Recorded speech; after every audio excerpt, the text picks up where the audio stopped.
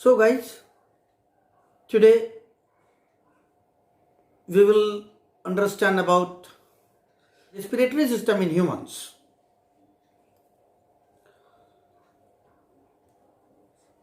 First of all, let us understand what are the main organs of respiratory system. Respiratory system के हमारे main organs क्या हैं?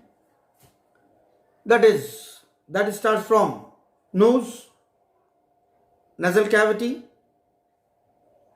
trachea, pharynx, larynx and diaphragm. These are the main parts of respiratory system. Here I have shown one diagram. Let us see that to understand in better way. So this is the diagram in which I have shown various components of the respiratory system. Here it is nose, then nostrils, mouth cavity. This is a bony palate which separates to food pipe as well as windpipe. Pharynx, this is trachea which is called windpipe. Larynx called voice box also. These are two lungs. Lungs are made of alveoli, means air sacs. This pipe is having rings of cartilage, and this is bronchus. These are two bronchi. These are bronchioles. Bronchioles, very fine structure of conducting tubes. This is chest cavity which contains two lungs, and this is diaphragm which contracts and expands. This is. Now we will understand the exchange of gas takes place in the alveoli. जो gas का आदान प्रदान होता है वो alveoli पर होता है. Now guys, diaphragm helps in breathing in and breathing out. Diaphragm का क्या काम है? ये कॉन्ट्रैक्ट करता है और एक्सपैंड करता है. हमारे लंग्स को कॉन्ट्रैक्ट होने में और एक्सपैंड होने में ये हेल्प करता है. Without this, the expansion and contraction of lungs is not possible. Trachea divides into two smaller tubes called bronchi, which is connected to the lungs. Trachea जो है वो दो smaller tubes, छोटी छोटी ट्यूब से कनेक्टेड होता है जिनको हम ब्रोंकाई कहते हैं, और उन्हीं से हमारे लंग्स जुड़े हुए होते हैं. Trachea does not collapse because it is supported by ring of cartilage or soft bones.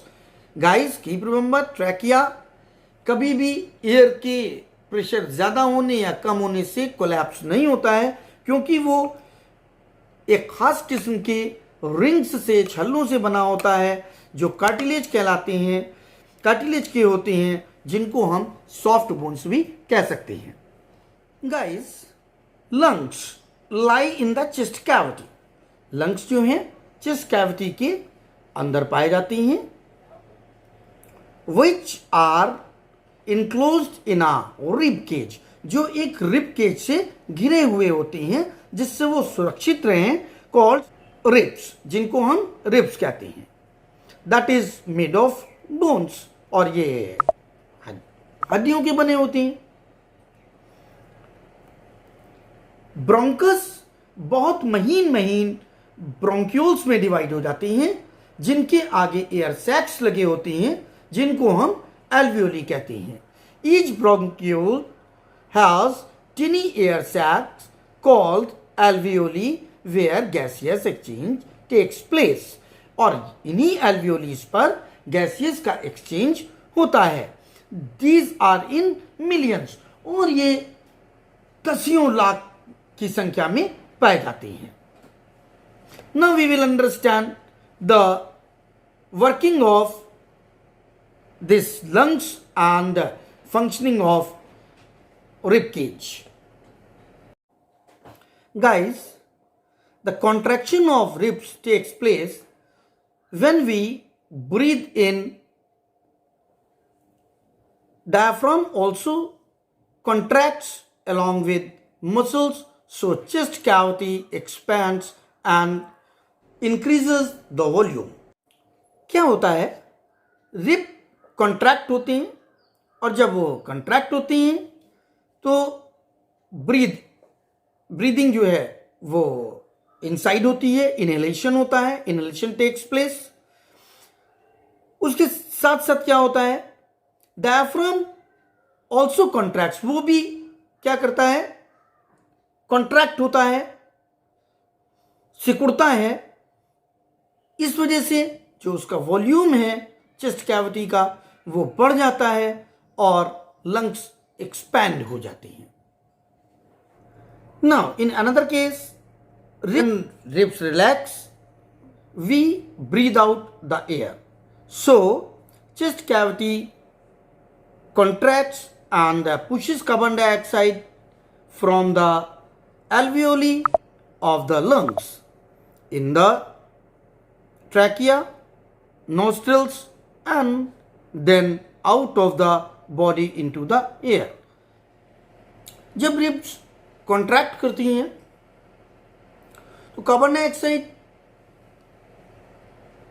Lungs के द्वारा पुश की जाती है, वो पहुंचती है ट्रैकिया में, देन नॉस्ट्रल्स में और उसके बाद वो शरीर से बाहर इस एटमॉस्फेयर में फेंक दी जाती है हवा के साथ में.